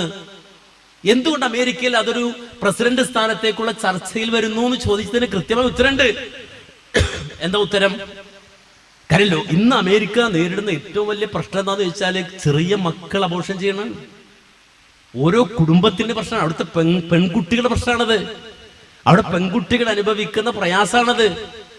കാര്യം 8ാം ക്ലാസ്സിലും 9ാം ക്ലാസ്സിലും 10ാം ക്ലാസ്സിലും 11ാം ക്ലാസ്സിലും 12ാം ക്ലാസ്സിലും ഒക്കെ പഠിക്കുന്ന ചെറിയ കുട്ടികള് അവരുടെ ക്ലാസ് വിദ്യാഭ്യാസം തീരുന്ന മുമ്പ് ഗർഭിണികളാവാണ്. അതുകൊണ്ട് അബോർഷൻ ചെയ്യണം. അതൊരു വലിയ രാജ്യത്തിന്റെ പ്രശ്നമായി മാറാണ്. നിങ്ങൾ ഇന്നലത്തെയോ മിനിഞ്ഞാന്നത്തെയോ ഇന്റർനാഷണൽ ന്യൂസ് എടുത്ത് പരിശോധിച്ചാൽ ഈ ചർച്ച നിങ്ങൾക്ക് കാണാം. അവിടെയാണ് നമ്മെ സംബന്ധിച്ചിടത്തോളം നമ്മൾ മനസ്സിലാക്കേണ്ടത്, ഇസ്ലാം ഇന്ന് ഏറ്റവും അധികം വിമർശനം നേരിടേണ്ടി വരുന്നത് എന്തിനെന്ന് ചോദിച്ചാൽ, ഇസ്ലാം ന്യൂട്രാലിറ്റി അംഗീകരിക്കുന്നില്ല. ഇപ്പൊ നേരത്തെ പറഞ്ഞില്ലേ, ന്യൂട്രാലിറ്റി അംഗീകരിക്കുന്നില്ല. എന്താ ന്യൂട്രാലിറ്റി എന്ന് പറഞ്ഞാൽ, ആണും പെണ്ണും ഇടപഴകിയിട്ട് മുന്നോട്ട് പോവുക എന്ന് മാത്രമല്ല, ഇപ്പോൾ നമ്മുടെ വീടുകളിൽ കുടുംബങ്ങളിൽ നേരിടുന്ന പ്രശ്നങ്ങളൊന്നായ വളർന്നു വരുന്ന പെൺമക്കൾ വിവാഹത്തിന് സമ്മതിക്കുന്നില്ല. ഞങ്ങൾക്ക് വിവാഹം കഴിക്കണ്ട എന്ന് പറയണേ. വിവാഹം കഴിക്കണ്ട എന്ന് പറയുന്ന കുട്ടികളെ സംബന്ധിച്ചിടത്തോളം അവർ പറയുന്ന ന്യായം എന്താണ്? വിവാഹം എന്ന് പറഞ്ഞൊരു ഭാരമാണ്, വിവാഹം എന്നുള്ളത് വലിയ പ്രശ്നമാണ്, വിവാഹം എന്ന് പറഞ്ഞാൽ ഒരു കെട്ടുപാടാണ്. അപ്പൊ കെട്ടുപാട് എന്ന് പറയാൻ കാര്യം എന്താണ്? പിന്നെ മക്കള് നോക്കണം, ഭർത്താവിനെ നോക്കണം, വാപ്പാനെ നോക്കണം, ഉമ്മാനെ നോക്കണം. ഇതൊന്നും അങ്ങനെയല്ല. പാറ നടക്കും, പറവകളൊന്നും വേളി കഴിക്കാറില്ല. 80കളിൽ പുറത്തിറങ്ങിയ മലയാളത്തിലെ ഒരു സിനിമയുടെ പാട്ടിലെ വരികളായിരുന്നു അത്. പാറ നടക്കും, പറവകളൊന്നും വേളി കഴിക്കാറില്ല. അപ്പോ വിവാഹം, കുടുംബം എന്നൊക്കെ പറഞ്ഞാൽ അത് വലിയ കെട്ടുപാടാണ്. മറ്റത് ലിവിങ് ടുഗദർ, വന്നു പോവുക, തൽക്കാലം ഒരു അഡ്ജസ്റ്റ്മെന്റിന് തങ്ങളുടേതായ ലൈംഗികാഭിനിവേശങ്ങൾ ഇറക്കി വെക്കാൻ ഒരു കല്യാണത്തിന്റെ ആവശ്യമൊന്നുമില്ല എന്ന് ചിന്തിക്കുന്നതാണ് പ്രൊഫഷണലിസം എന്ന് തെറ്റിദ്ധരിച്ചടത്തുന്നതാണ് ഇസ്ലാം വളരെ കൃത്യമായ ആ രംഗത്തുള്ള പ്രൊഫഷണലായ നിലപാടുകൾ എന്തെന്നുള്ളത് വളരെ മാന്യമായി അവതരിപ്പിച്ചത്. കാര്യം ഈ ലിവിങ് ടുഗദർ വളരെ വളരെ പഴയ ജാഹിലിയ്യത്തിന്റെ ഇടപാടാണ്. നബി വരുന്നതിന് മുമ്പുള്ള നൂറ്റാണ്ടുകൾ ജീവിച്ച ആളുകൾ പ്രാകൃതമായി സ്വീകരിച്ചിരുന്ന ഒരു വഴിയാണത്. അവിടെ നിന്നാണ് ഒരു ഫാമിലി സിസ്റ്റം ഇസ്ലാം ഉണ്ടാക്കി വെച്ചത്. പാപ്പ, ഉമ്മ, മാതാവിനോടുള്ള ബാധ്യത, പിതാവിനോടുള്ള ബാധ്യത, ഉത്തരവാദിത്തം, ഭാര്യയോടുള്ള ബാധ്യത, അത് ഭർത്താവിനോടുള്ള ബാധ്യത, അതിലെല്ലാം അപ്പുറത്ത് മക്കളോടുള്ള ബാധ്യത. ആ സിസ്റ്റം ഉണ്ടാക്കി. സ്വാഭാവികമായും അവിടെ ഒരു ചോദ്യമുണ്ട്, എന്തിന്? നമ്മുടെ വീട്ടിലെ കോഴി കല്യാണം കഴിക്കാറുണ്ട്, കോഴി കല്യാണം നടക്കാറുണ്ടോ? ആട്ടും കല്യാണം നടക്കാറുണ്ടോ? അതല്ലെങ്കിൽ വേറെ ഏതെങ്കിലും ജീവജാലങ്ങൾ ഇങ്ങനെ കല്യാണം നടത്തിയിട്ടാണോ? മനസ്സിലാക്കണം, അങ്ങനെ ജീവികൾക്കിടയിൽ അങ്ങനെ സിസ്റ്റം ഒക്കെ ഉണ്ട് കേട്ടോ. നമ്മുടെ പ്രകൃതിയിൽ അങ്ങോട്ട് നോക്കുമ്പോൾ കാണില്ലല്ലോ. പിന്നെ നമുക്ക് മാത്രം എന്തിനെന്ന് ചോദിച്ച ആളുകൾക്ക് വളരെ സിമ്പിളായിട്ട് ഇസ്ലാം മറുപടി പറഞ്ഞു കൊടുത്തു. മറ്റു ജീവജാലങ്ങളെ പോലല്ല മനുഷ്യൻ പറക്കുന്നത്. നമ്മളെന്തിനാ കല്യാണം, ഞാനെന്തിനാ കല്യാണം കഴിച്ചത്, നിങ്ങളെന്തിനാ കല്യാണം കഴിക്കണമെന്ന് ചോദ്യത്തിന് ഉത്തരമുണ്ട്. അതെന്തിനാ നമ്മളെന്തിനാ കല്യാണം കഴിച്ചത്? അങ്ങനെ വെറുതെ നോക്കിയിരിക്കണ്ടല്ലോ. ഒന്നാമതേ മകരിപ്പ് കഴിഞ്ഞുള്ള സമയ. എന്തിനാ കല്യാണം കഴിച്ച് ചോദിച്ചു നോക്കും ഓരോരുത്തരോട്, എന്തിനാ നിങ്ങൾ കല്യാണം കഴിച്ച്? വേണ്ടാത്ത ഉത്തരമൊന്നും മനസ്സിൽ വരണ്ട. ആ ഉത്തരത്തിനൊന്നും കല്യാണം കഴിക്കേണ്ട കാര്യമില്ല. ഈ പറഞ്ഞ പോലെ ലിവിങ് ടുഗദറൊക്കെ മതി. എന്തിനാണ് വിവാഹം എന്നൊരു സിസ്റ്റം? അവിടെയാണ് വളരെ കൃത്യമാണ് ഇസ്ലാമിന്റെ നിലപാട്. ലോകത്ത് ജനിക്കുന്ന മനുഷ്യരല്ലാത്ത ജീവജാലങ്ങൾ, അതിനെപ്പറ്റി പഠനം നടക്കുന്നുണ്ടല്ലോ. ഓരോ ജീവിയെ സംബന്ധിച്ചും ഉള്ള പഠനങ്ങൾ നടക്കുന്നുണ്ടല്ലോ. മനുഷ്യരല്ലാത്ത ജീവികൾ മുഴുവനും ഈ ലോകത്ത് പിറന്നു വരുന്ന ഏതൊരു ജീവിയുടെ തലച്ചോറ് പരിശോധിച്ചാലും 50% അതിങ്ങോട്ട് കടന്നു വരുന്നുണ്ട്. ചിലത് അതിൽ കൂടുതലാണ്. എന്ന് വെച്ചാൽ ഒരു മനുഷ്യനല്ലാത്തൊരു ജീവിക്ക് തൻ്റെ കുഞ്ഞിനെ തൻ്റെ തള്ളക്ക് പരിപാലിക്കേണ്ടി വരുന്നത് മുലയൂട്ടുന്ന കാലം മാത്രമാണ്. മുലയൂട്ടൽ പ്രായം കഴിഞ്ഞാൽ തൻ്റെ കുട്ടിയെ പറഞ്ഞു വിടാം തള്ളക്ക്. മനസ്സിലാക്കണം. പിന്നെ ആ കുഞ്ഞായിരിക്കും ചിലപ്പോ ഈ തള്ളയായിട്ട് ലിംഗബന്ധത്തിൽ ഏർപ്പെടുക. അത് സ്വതന്ത്രം, അത് വേറെ പോയി. അപ്പൊ ഒരു തള്ളക്ക് കുഞ്ഞിനെ പരിപാലിക്കേണ്ടി വരുന്ന കാലം എന്ന് പറഞ്ഞാൽ മുലയൂട്ടുന്ന കാലം മാത്രം. മനുഷ്യരല്ലാത്ത സർവ്വജീവജാലങ്ങൾ, കാര്യം അതിന്റെ തലച്ചോറ് അത്രയും വളർന്നിട്ട് ദുനിയാവിലേക്ക് പിറന്നു വീഴുന്നത്. പക്ഷെ ഒരു മനുഷ്യ കുഞ്ഞ് പിറന്നു വീഴുമ്പോ അവന്റെ തലച്ചോറ് അത്ര തന്നെ വളരില്ല. നിങ്ങൾ ആലോചിച്ച് നോക്കൂ, ഒരു കുഞ്ഞിന് മാക്സിമം മുലയൂട്ടാൻ പറഞ്ഞ എത്ര 2 വർഷം. 2 വർഷം മുലയൂട്ടുണ്ടോന്ന് ചോദിച്ചാൽ മുലയൂട്ടൽ ഭാരത്തിൽ പ്രസംഗിക്കാൻ സബ്ജക്ട് എന്ന രൂപത്തിൽ എടുത്തു വെക്കാന്നല്ലാതെ മുലയൂട്ടുന്നുണ്ടോ എന്ന് ചോദിച്ചാൽ കിട്ടിയാ കൊള്ളാം എന്നാണ് അർത്ഥം. ഈ 2 കൊല്ലം കൃത്യമായ ഒരു ഉമ്മ തന്റെ കുഞ്ഞിന് മുലയൂട്ടി എന്ന് വിചാരിക്കുക. എന്റെ കുഞ്ഞിനോട് നീ പോയി ജീവിച്ചെന്ന് പറഞ്ഞാലോ ജീവിക്കാൻ പറ്റുമോ? 2 വയസ്സുള്ള കുഞ്ഞിനെ കൂടെ പോയി ജീവിക്കാൻ പറഞ്ഞാൽ ജീവിക്കാൻ പറ്റുമോ? ഇല്ല. അപ്പൊ ലോങ് ടൈം പാരന്റിങ് ആവശ്യമായി വരുന്ന ജീവിവർഗത്തിലെ ഏകവർഗം മനുഷ്യനാണ്. Long time parenting. ഈ ലോങ് ടൈം പാരന്റിങ് 15 വയസ്സ് വരെയെങ്കിലും ഈ കുട്ടിക്ക് കൃത്യമായ തർബിയത്ത് കൊടുക്കണം. ഇതൊരു ഫാമിലി സിസ്റ്റത്തിലൂടെ അല്ലാതെ സാധിക്കില്ല. മനസ്സിലാക്കണം, നമ്മൾ അറിയണത്. അപ്പോ ഈ ഫാമിലി എന്തിന്, വിവാഹം എന്തിനെന്ന്, മനുഷ്യന് എന്തിന് വിവാഹം എന്ന ചോദ്യത്തിന്റെ കൃത്യമായ ഉത്തരം നമുക്ക് വേണ്ടിയല്ലത്, നമ്മുടെ ശാരീരിക സുഖത്തിന് വേണ്ടിയല്ല, നമ്മുടെ മക്കൾക്ക് വേണ്ടിയാണത്. നമ്മുടെ മക്കൾക്ക് അത് ആവശ്യം. ആരോഗ്യമുള്ള ഒരു ജനറേഷൻ, ഹെൽത്തിയായ ഒരു തലമുറ രൂപപ്പെട്ടു വരണമെങ്കിൽ അതിന് ഈ സിസ്റ്റം വേണം. അതിനനുസരിച്ച് അള്ളാഹു മനുഷ്യനെ പടച്ച്, അതിനുവേണ്ടി ആണിനെയും പെണ്ണിനെയും പടച്ചു. അവർ തമ്മിൽ മവദ്ദത്തും റഹ്മത്തും ഇട്ട് കൊടുത്തു, കാരുണ്യവും സ്നേഹവും പ്രേമവും ഒക്കെ ഇട്ട് കൊടുത്തു. ആ വൈകാരിക തലങ്ങൾ അള്ളാഹു ഉത്തേജിപ്പിച്ചു കൊടുത്തു. അപ്പൊ നിങ്ങൾ മനസ്സിലാക്കണം, അതാണ് പ്രൊഫഷണലിസം. അപ്പോ ആ കുടുംബ വ്യവസ്ഥ മുതൽ ഇനി ഞാൻ ഉദാഹരണം പറയാം, തൗഹീദിന്റെ വിഷയമാണെങ്കിലും ലഹരിയുടെ വിഷയമാണെങ്കിലും ഇനി നമ്മുടെ ഫാമിലി സിസ്റ്റം ആണെങ്കിലും ഇനി നിങ്ങൾ നോക്കൂ, സാമ്പത്തിക രംഗം ഏറ്റവും അധികം സങ്കീർണമാണ്. ലോകത്ത് സാമ്പത്തിക ശാസ്ത്രം എന്ന ആൾക്കാർ വളരെ വളരെ കുറവാണ്. സാമ്പത്തിക ശാസ്ത്രം എന്ന ആൾക്കാർ എത്ര ഉണ്ടാവും? വളരെ കുറഞ്ഞ ആളുകൾക്ക് മാത്രം സാമ്പത്തിക. ഒരു രാജ്യത്തിന്റെ, ഒരു രാഷ്ട്രത്തിന്റെ, ഒരു സമൂഹത്തിന്റെ സാമ്പത്തിക ഘടനയെ കൃത്യമായി കൊണ്ടുപോവുക എന്ന് പറഞ്ഞാൽ വളരെ വളരെ പ്രയാസമുള്ള സംഗതിയാണത്. ലോകത്ത് പല ആളുകളും ആ രംഗത്ത് ചിന്തിച്ചവരുണ്ട്. ലോകത്തുള്ള സർവ്വ സമൂഹത്തിന്റെയും അടിസ്ഥാന പ്രശ്നം പോലും സാമ്പത്തിക രംഗത്തുള്ള അസമത്വ എന്ന് പറഞ്ഞ ആൾക്കാരുണ്ട്. നമുക്കറിയാം 19-ാം നൂറ്റാണ്ടിൽ കമ്മ്യൂണിസം രൂപപ്പെട്ടു വന്നു. ലോകത്ത് വലിയൊരു മാനവിക വിപ്ലവത്തിന് വേണ്ടിയുള്ള ചിന്തയായിരുന്നു അത്. ആ ചിന്തയെ നമ്മൾ ഒരിക്കലും ആക്ഷേപിക്കുന്നില്ല. ലോകത്തുള്ള അടിസ്ഥാനപരമായ പ്രശ്നങ്ങൾക്കുള്ള മുഴുവൻ പരിഹാരവും സാമ്പത്തിക അസമത്വമായതുകൊണ്ട് സാമ്പത്തിക സന്തുലിതത വേണം എന്നാവശ്യപ്പെട്ടിട്ടാണ് ലോകത്ത് കമ്മ്യൂണിസം ഉണ്ടായത്. കാറൽ മാർക്സ് വർഷങ്ങളെടുത്തു. അയാളുടെ സമയം, അയാളുടെ ജീവിതം, അയാളുടെ ലൈഫ് മാറ്റിവെച്ച് ലൈബ്രറിയിൽ അടച്ചിരുന്ന് ലോകത്തെക്കുറിച്ച്, സാമ്പത്തിക ശാസ്ത്രത്തെക്കുറിച്ച് പഠിച്ച് അന്വേഷിച്ച് അയാൾ മാനിഫെസ്റ്റോ എഴുതിയുണ്ടാക്കി, കമ്മ്യൂണിസ്റ്റ് മാനിഫെസ്റ്റോ. എന്നിട്ട് ലോകത്തിന്റെ മുന്നിൽ പറഞ്ഞു ജന്മി കുടിയാൻ വ്യവസ്ഥ അതാണ്, സാമ്പത്തിക രംഗത്തുള്ള അസന്തുലിതാവസ്ഥയാണ് എല്ലാ പ്രശ്നങ്ങൾക്കുള്ള കാരണമെന്ന് അദ്ദേഹം സമർത്ഥിക്കാൻ ശ്രമിച്ചു. അതിന് പരിഹാരം തോമസ് മൂറിന്റെ ലേഖനം, ആ ലേഖനത്തിൽ അദ്ദേഹം കണ്ട, അല്ലെങ്കിൽ അയാളുടെ നോവൽ അദ്ദേഹം കണ്ട വലിയ ഒരു ലോകം എന്ന് പറഞ്ഞാൽ ഉട്ടോപ്പി എന്ന ലോകത്ത് നിലവിലങ്ങൊരു രാജ്യം. ആ രാജ്യത്തിന്റെ പ്രത്യേകത നാട്ടിലുള്ള മുഴുവൻ ആളുകളും പണിയെടുക്കുന്നു. ഒരാൾ പോലും മടിയനല്ല. രാവിലെ കൃത്യമായി പാടത്തിറങ്ങുന്നു, പണിയെടുക്കുന്നു, കിളക്കുന്നു, മെതിക്കുന്നു, കൊയ്യുന്നു. എന്നിട്ട് അത് കൊണ്ടുവന്നിട്ട് സർക്കാരിനെ ഏൽപ്പിക്കാൻ. ആരും വീട്ടിലേക്ക് കൊണ്ടുപോകില്ല. ഒരു രാജ്യത്തിലെ ആൾക്കാർ ആണും പെണ്ണും ഒന്നിച്ച് പണിയെടുത്തു. അവരുടെ കിട്ടുന്നത് മുഴുവൻ സർക്കാരിനെ ഏൽപ്പിച്ചു. സർക്കാർ അത് തുല്യമായി ആ നാട്ടിലെ മനുഷ്യർക്കൊക്കെ വീതിച്ചു കൊടുത്തു. അപ്പൊ എന്താ സംഭവിച്ചത്? എന്റെ വീട്ടിൽ 10 രൂപ വന്നാൽ അപ്പുറത്തെ വീട്ടിലും 10 രൂപ. 11 രൂപയുള്ള ഒരാൾ നാട്ടിലുണ്ടാവില്ല.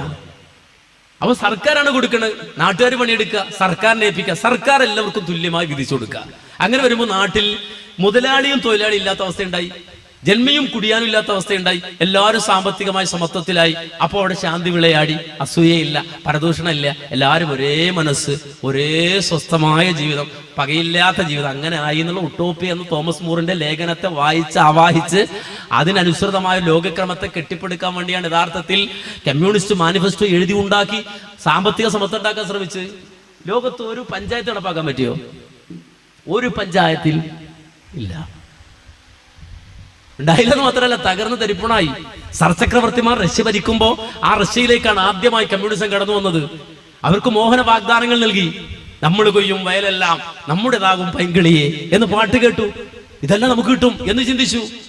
അവസാനം ഇതെല്ലാം കിട്ടുമെന്ന് പ്രതീക്ഷിച്ച് അവസാനം ആ രാജ്യത്ത് റഷ്യ എന്ന ഇമാം ബുഖാരി ജനിച്ച നാട്ടിൽ മതങ്ങളെ മുഴുവനും തച്ചുടച്ച്, മതചിന്തകളെ മുഴുവനും തച്ചുടച്ച് യഥാർത്ഥത്തിൽ ഈ ചിന്താ പ്രസ്ഥാനത്തെ, അല്ലെങ്കിൽ ഈ ഭൗതിക പ്രത്യയശാസ്ത്രത്തെ അവിടെ ആവാഹിച്ചപ്പോൾ ജനങ്ങൾ മുഴുവനും സ്വപ്നത്തിലായിരുന്നു. കാര്യം നാളെ ഇതാ എല്ലാവിധ അസമത്വവും ഇല്ലാതായി പോകുന്ന വളരെ സുന്ദരമായ ലോകത്തേക്ക് ഞങ്ങൾ മാറ്റപ്പെടുകയാണ് എന്ന് തെറ്റിദ്ധരിച്ചു. ആ പാർട്ടി അവിടെ അധികാരത്തിൽ വന്നു. ഏതാനും വർഷങ്ങൾ കഴിഞ്ഞപ്പോ സർചക്രവർത്തിമാര് ഭരിച്ച നാട്ടിൽ ജീവിച്ച റഷ്യയിലെ മക്കൾ വിളിച്ചു പറഞ്ഞു, പണ്ട് സർചക്രവർത്തിമാർ ഭരിക്കുന്ന കാലത്ത് ഞങ്ങൾക്ക് തിന്നാൻ അരിയുണ്ടായിരുന്നില്ല, പട്ടിണിയായിരുന്നു. പക്ഷെ അരി ചോദിക്കാനുള്ള അവകാശം അതുണ്ടായിരുന്നു. ഇന്ന് കാലം മാറി. ഇന്ന് ഞങ്ങളുടെ അവസ്ഥ, ഞങ്ങൾക്കരിയുമില്ല, അരി ചോദിക്കാനുള്ള അവകാശവുമില്ല. തകർന്നുപോയി. ഇവിടെ നിങ്ങൾ നോക്കൂ, ഇസ്ലാമിന്റെ എക്കണോമിക്കൽ സിസ്റ്റം. നബി സല്ലല്ലാഹു അലൈഹി വസല്ലം നമുക്കറിയാം, എഴുത്തറിയാത്ത വായനറിയാത്ത ഒരു സ്കൂളിലും പോയിട്ടില്ലാത്ത ആളാണ്. ലോകത്തെ വെല്ലുവിളിച്ചുകൊണ്ട് ഇത്തരം ഒരു എക്കണോമിക്കൽ സിസ്റ്റത്തെ ലോകത്ത് സമർത്ഥിക്കാൻ കഴിഞ്ഞ ഒരു മതമുണ്ടോ? ഒറ്റ ദിവസം റസൂൽ പ്രഖ്യാപിച്ചത്, റസൂലുള്ളാഹിന്റെ ഓർഡിനൻസ് അറഫ മൈതാനത്തിൽ നിന്നിട്ട് റിബൽ ജാഹിലിയ്യത്തി മൗദൂ, ഈ ഒറ്റ ദിവസം കൊണ്ട് ജാഹിലിയ്യത്തിന്റെ സർവ്വ പലിശ ഇടപാടുകളെയും ഞാൻ റദ്ദു ചെയ്യുന്നു. ഇതാ റസൂലുള്ളാഹിന്റെ ഓർഡിനൻസിന്റെ പ്രത്യേകത. സാധാരണ നമ്മുടെ നാട്ടിൽ ഗവൺമെന്റ് ഓർഡിനൻസ് വരികയാണെങ്കിൽ എന്താ ചെയ്യുക? അടുത്ത ആൾക്കാരേക്ക്, ഇപ്പൊ നോട്ട് നിരോധനം വന്നപ്പോ അതിന്റെ പിന്നെ വന്ന വിവാദം എന്താ? അടുത്ത ആൾക്കാരേക്ക് വിളിച്ച് പറഞ്ഞു, 2000 നിരോധിക്കാൻ പോവാണ് കേട്ടോ, അതുകൊണ്ട് രക്ഷപ്പെട്ടോ. അടുത്ത ആൾക്കാരേക്ക് വിളിച്ച് അവരൊക്കെ വിളിപ്പിച്ചു വെച്ചു എന്നാ. നബി സല്ലല്ലാഹു അലൈഹി വസല്ലം ഇങ്ങനെ ഓർഡിനൻസ് കൊണ്ടുവരണമെങ്കിൽ ആദ്യം വീട്ടുകാരൊക്കെ വിളിച്ചിട്ട് അത് ഇങ്ങനെ വരാൻ പോകണ്ട കേട്ടോ, അതുകൊണ്ട് പലിശയ്ക്ക് കൊള്ള തിരിച്ചു മേടിച്ചു എന്ന് പറയണമായിരുന്നു. നബി പറഞ്ഞില്ല. നബി പറഞ്ഞു, ഞാൻ ഇന്ന് ഈ അറഫയിൽ വെച്ച് ഇവിടെ വെച്ചിട്ട് പലിശയുടെ ഇടപാടുകളെ റദ്ദ് ചെയ്യുമ്പോ ആദ്യമായി ഞാൻ റദ്ദ് ചെയ്യുന്നത് എന്റെ വാപ്പയുടെ സഹോദരൻ അബ്ബാസിന് കിട്ടാനുള്ള പലിശയാണ്. ഇനി ആർക്കും അബ്ബാസിന് പലിശ കൊടുക്കണ്ട. നാട്ടിൽ അറിയപ്പെട്ട പലിശക്കാരനാണ് അബ്ബാസ് റളിയല്ലാഹു അൻഹു. അവിടുത്തെ ബിസിനസ്സുകാർക്ക് മുഴുവനും പലിശ കൊടുക്കുന്നത് അബ്ബാസ് റളിയല്ലാഹു അൻഹു ആയിരുന്നു എന്നാണ്. അവിടാണ് ഏകദേശം അവിടെ കച്ചവടത്തിൽ വരുന്ന നാട്ടുകാർക്ക് മുഴുവൻ അബ്ബാസ് എന്നവരെ അറിയാമായിരുന്നു എന്നാണ്. അവിടെ റസൂലുള്ള അബ്ബാസ് മുസ്ലിമാകുന്നതിന് മുമ്പ് റളിയല്ലാഹു അൻഹു മുസ്ലിമാകുന്നതിന് മുമ്പ് തന്നെ ഏതെങ്കിലും ഒരു രംഗത്ത് ഏതെങ്കിലും നാട്ടുകാരുമായി ചർച്ചയ്ക്ക് ഇരിക്കേണ്ടി വന്നാൽ അബ്ബാസ് എന്നവരെ, അദ്ദേഹം ഒന്നും മുസ്ലിമല്ല, ആ കാലത്ത് പോലും അബ്ബാസ് എന്നവരെ കൊണ്ടുപോയി ഇരുത്തുമായിരുന്നു. കാരണം വരുന്ന കച്ചവടക്കാർക്കൊക്കെ അബ്ബാസ് റളിയല്ലാഹു അൻഹു അറിയാം. കാര്യം അത്യാവശ്യം നാട്ടുകാർക്കൊക്കെ പലിശ കൊടുക്കുന്ന ആള് മൂപ്പരാ. കയ്യിലുണ്ട് ഇവർക്ക്. അപ്പോ ലക്ഷോപലക്ഷം രൂപ പലിശയായി തന്റെ വാപ്പയുടെ സഹോദരന് കിട്ടാനുള്ളത് ഞാൻ ഇന്ന് ഇവിടെ വെച്ച് നിരോധിക്കുകയാണെന്ന് ഒരു ദിവസം നമ്മുടെ നാട്ടിലെ പ്രധാനമന്ത്രി യാത്രയിൽ വന്നിട്ട് ഞാനിതാ ഇവിടെ 1000-ന്റെ നോട്ടുകൾ നിരോധിച്ചു എന്ന് പ്രഖ്യാപിച്ചതുപോലെ നബിയെ കൂടെ പ്രഖ്യാപിച്ചതാ. പക്ഷെ നിങ്ങൾ മനസ്സിലാക്കണം, ആ പ്രഖ്യാപനം കൊണ്ട് സാമ്പത്തികമായ ഒരു പ്രശ്നം ഉണ്ടായില്ല, ലോകത്ത് ഉണ്ടായില്ല. എന്തുകൊണ്ടുണ്ടായില്ല? നമുക്കറിയാം, ഇന്നും ലോകത്ത് സാമ്പത്തിക രംഗത്ത് അത് പിടിച്ചിരിക്കുന്നത് ഈ പലിശയുടെ പുറത്താണ്, ഏത് ലോകരാജ്യമാണെങ്കിലും. എന്നാൽ റസൂലുള്ള തന്റെ രാജ്യത്ത് പലിശ നിരോധിച്ചപ്പോ എന്തുകൊണ്ട് സാമ്പത്തിക പ്രശ്നം ഉണ്ടായില്ല? ആദ്യം പരിഹാരം ചെയ്തു വെച്ചിട്ടാണ് നബി നിരോധിച്ചത്. എന്താ പരിഹാരം? സാമ്പത്തിക രംഗത്ത് ഏറ്റവും വലിയ മാനവികത സകാത്ത്, അത് സിസ്റ്റമാറ്റിക്കലായി നടപ്പാക്കി. സകാത്ത് എന്ന സിസ്റ്റം ഉണ്ടാക്കി. എന്നിട്ട് പറഞ്ഞു, പണമുള്ളവനെന്നും പണമുള്ളവനായിരിക്കരുത്, ദരിദ്രനെന്നും ദരിദ്രനുമായിരിക്കരുത്, ദരിദ്രനെന്നും ദരിദ്രനും പണമുള്ളവനെന്നും പണമുള്ളവനും. ആ ഒരു സിസ്റ്റം ഉണ്ടാവരുത്. ഇത് വളരെ വലിയൊരു കോൺസെപ്റ്റായിട്ട് ഇസ്ലാം ലോകത്തിന് മുന്നിൽ സമർപ്പിച്ചു. അത്ഭുതമാണ് വിശുദ്ധ ഖുർആനിലെ പല കാര്യങ്ങൾ. നിങ്ങൾ നോക്കൂ, വിശുദ്ധ ഖുർആൻ സൂറത്തുൽ കഹ്ഫിൽ ഒരു ഭാഗം വിശദീകരിക്കുന്നുണ്ട്. നമ്മൾ പലപ്പോഴും വിചാരിക്കാതെ എന്തിനാ അത് പറഞ്ഞത് എന്നുള്ളത്. ഒരുപാട് സംഗതികൾ അതിന്റെ ഉള്ളിൽ അടക്കം ചെയ്യപ്പെട്ടു വെച്ചു. അതെന്ന് വെച്ചാൽ ഖദർ അലൈഹിസ്സലാത്തു വസ്സലാമും മൂസാ നബി തമ്മിലുള്ള ഒരു യാത്രയാണ്. ഇവര് രണ്ടുപേരും കൂടെ യാത്ര പോവാണ്. രസകരമാണ് ആ യാത്ര. കാരണം ഒരിക്കൽ മൂസാ അലൈഹിസ്സലാത്തു വസ്സലാമിന്റെ സദസ്സിൽ നിന്നൊരു ചോദ്യം വന്നു. ചോദ്യം എന്ന് വെച്ചാൽ, ലോകത്ത് ഏറ്റവും വലിയ നോളജ് ഉള്ള, ഇന്ന് നിലവിൽ ഏറ്റവും വലിയ വിവരമുള്ള ആളാരാണ് ചോദ്യം. മൂസാ നബി സ്വാഭാവികമായിട്ട് നമ്മളിങ്ങനെ സ്വന്തം ഉത്തരം പറയുമ്പോൾ അങ്ങനെ നമ്മുടെ തലയിലിട്ട് കുരുക്കിയിട്ടാണ് ഉത്തരം പറയാം. മൂസാ നബി ഉത്തരം പറഞ്ഞു, ഞാൻ തന്നെയാണ്. മൂസാ നബിക്കത് അദ്ദേഹത്തിനുണ്ടായ ലോജിക്ക് എന്താണെന്ന് വെച്ചാൽ, വഹിയുള്ള ആള് ഞാൻ തന്നെ, എനിക്കാണ് ഇപ്പോൾ വഹി കിട്ടണേ. അപ്പൊ ഞാൻ തന്നെ ആയിരിക്കും ലോകത്ത് ഏറ്റവും വിവരമുള്ള ആള്. അപ്പൊ മൂസാ നബി പറഞ്ഞു, ഞാൻ തന്നെയാണ് എന്ന് പറഞ്ഞു. അപ്പൊ അവിടെ തന്നെ വഹി കിട്ടി, നിങ്ങളല്ല എന്ന് പറഞ്ഞു. നിങ്ങളല്ല വിവരമുള്ള ആള്, നിങ്ങളെക്കാൾ വിവരമുള്ള ആൾ വേറെ ഉണ്ട്. അപ്പൊ മൂസാ നബി അവിടെ ബഹളം വെച്ചില്ല. നമ്മുടെ നാട്ടിൽ എങ്ങനെ ആരെങ്കിലും പറ്റി പറഞ്ഞു കഴിഞ്ഞാൽ നിങ്ങളെക്കാൾ വലിയ ആൾ വേറെ പറഞ്ഞാൽ അവിടെ സംഭവിച്ചു കൊടുക്കൂല. മൂസാ അലൈഹി സ്വലാത്തു വസ്സലാം ഉടൻ തന്നെ കീഴടങ്ങിയിട്ട് പറഞ്ഞു, എന്നെക്കാൾ വിവരമുള്ള ആളെങ്കിൽ എനിക്ക് ആളെന്ന് കാണണം. അതിൽ വലിയൊരു പാടുണ്ട്. വിവരമുള്ള ആളുകൾ അങ്ങോട്ട് പോയി കാണണം, അറിവുള്ള ആളുകൾ അങ്ങോട്ട് പോയി കാണണം. നമ്മൾ മനസ്സിലാക്കി, നമ്മളെക്കാൾ വിവരമുണ്ടെങ്കിൽ വിവരമുള്ള ആളെ അങ്ങോട്ട് പോയി കാണുക എന്നൊരു വലിയ പാടുണ്ട്. വിവരമുള്ള ആളുകളുമായി സഹവസിക്കണം, സുഹബത്തുണ്ടാകണം എന്ന് വലിയൊരു പാടുണ്ട്. മൂസാ നബി എനിക്ക് ആളെ കാണണം. അങ്ങനെ അള്ളാഹ് പറഞ്ഞു വിട്ടു, മൂസാ നബി ഇന്ന അടുത്ത ഉള്ളത് അവിടെ പോയിക്കോ, പോകുമ്പോൾ ഇന്ന അടയാളം, ആ അടയാളം ഉള്ളടുത്ത മൂപ്പരുണ്ടാവും, പോയി കണ്ടുപിടിച്ചു എന്ന് പറഞ്ഞിട്ട് പറഞ്ഞു കൊടുത്തു. അത് സൂറത്തുൽ കഹ്ഫിലുണ്ട്, നിങ്ങൾ നോക്കിയോ. പിന്നെ മൂസാ അലൈഹി സ്വലാം അവിടെ ചെന്ന് ഇങ്ങനെ ആദ്യം പോയി ഇതൊന്നും ശ്രദ്ധിക്കാതെ വഴിയൊക്കെ വിട്ടു കുറേ പോയി. അവസാനമാണ് അടയാളം പറഞ്ഞേക്ക് പിന്നെ കഴിഞ്ഞു പോയല്ലോ എന്ന് ചിന്തിച്ച് അവർ തിരിച്ചു വന്ന് അവിടെ നിന്ന് ഈ ഖദർ അലൈഹി സ്വലാത്തു വസ്സലാമിനെ കണ്ട്. അപ്പോൾ മൂപ്പര് യാത്രക്ക് പോകാൻ ഒരുങ്ങിയിരിക്കുകയാണ്. മൂസാ നബി പറഞ്ഞു, ഞാനും വരും നിങ്ങളുടെ കൂടെ. അപ്പോൾ ഖദർ അലൈഹി സ്വലാം പറഞ്ഞു, എൻ്റെ കൂടെ വന്നാൽ എനിക്ക് പറ്റൂല കേട്ടോ, എന്നെ ഉൾക്കൊള്ളാൻ തന്നെ പറ്റൂല. നമ്മുടെ രണ്ട് തലത്തിലുള്ള ആളാണ്. അതുകൊണ്ട് എന്നെ മനസ്സിലാക്കാൻ നിങ്ങൾക്ക് കഴിഞ്ഞോണമെന്നില്ല, അതുകൊണ്ട് എന്നോടൊപ്പം ക്ഷമിച്ചു വരാൻ കഴിഞ്ഞോണമെന്നില്ല, അതുകൊണ്ട് നിങ്ങൾ പോയിക്കോന്ന് പറഞ്ഞു. മൂസാ അലൈഹിസ്സലാം പറഞ്ഞു, ഇല്ല, ഞങ്ങളുടെ കൂടെ വരികയാണ്. അങ്ങനെ അവർ പോവുകയാണ്. പോകുമ്പോൾ ഒരു കപ്പലാണ്. ഈ കപ്പൽ കയറുമ്പോൾ രസം എന്ന് വെച്ചാൽ, നമ്മുടെ ഭാഷയിൽ പറഞ്ഞ 2 ഉസ്താദുമാരും മൂല്യന്മാർ, 2 നല്ല ആളുകൾ എന്നുള്ള രൂപത്തിൽ ഇവർ കപ്പലിൽ കയറിയപ്പോൾ ഇവരോട് പറഞ്ഞു, ആ കപ്പലിരിക്കുന്ന ആൾക്ക്, അവരുടെ ടിക്കറ്റ് കൊടുക്കുന്ന ആൾക്ക് ഇയാളെ അറിയാം, ഖദർ അലൈഹി സ്വലാത്തു വസ്സലാമിനെ അറിയാം. അദ്ദേഹം പറഞ്ഞു, നിങ്ങളല്ലേ ടിക്കറ്റൊന്നും വേണ്ട, ഫ്രീ കയറിക്കോ, ടിക്കറ്റ് വേണ്ട. ഇവർ ടിക്കറ്റില്ലാത്ത കയറ്റിയാണ്. അപ്പോൾ ഫ്രീ യാത്രയാണ് കപ്പലിൽ. അപ്പോൾ മൂസാ അലൈഹി സ്വലാത്തു വസ്സലാം പോകുന്ന ഘട്ടത്തിൽ കാണുന്ന കാഴ്ച എന്താണെന്ന് വെച്ചാൽ, ഇവര് ഖദർ അലൈഹി സ്വലാം പോയിട്ട് ആ കപ്പലെ ഫ്രണ്ടിൽ പോയിട്ട് പൊളിക്കുകയാണ് അവിടെ ഇരുന്നിട്ട്.